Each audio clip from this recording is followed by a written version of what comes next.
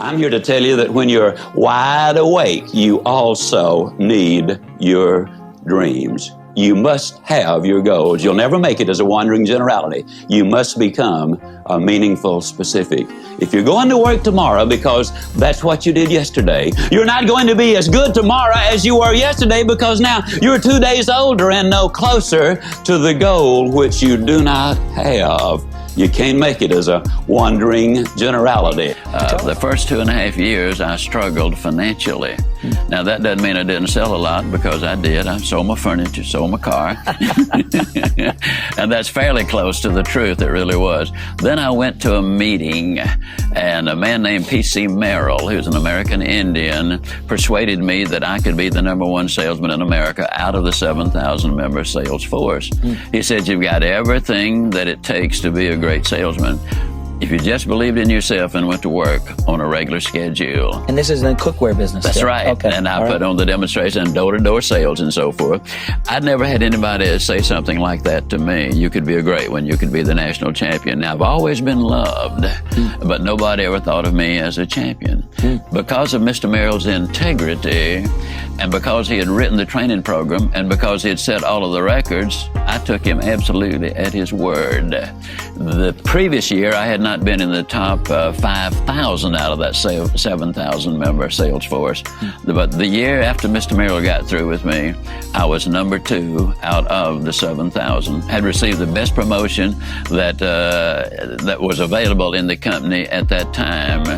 And the interesting thing about the success that year, he did not really teach me that much about sales. I'd been in it 2.5 years at that point.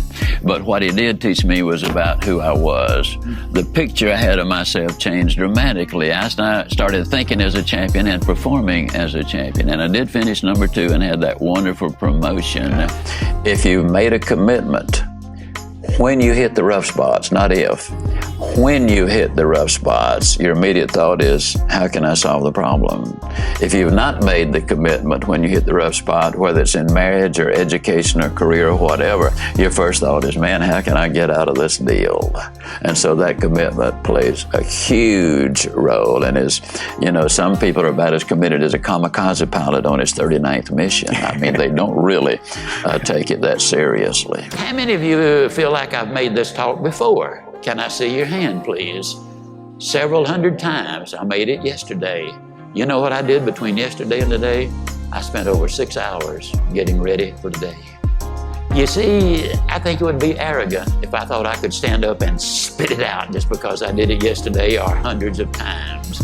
That's arrogance. That's when Buster Douglas knocks out Mike Tyson.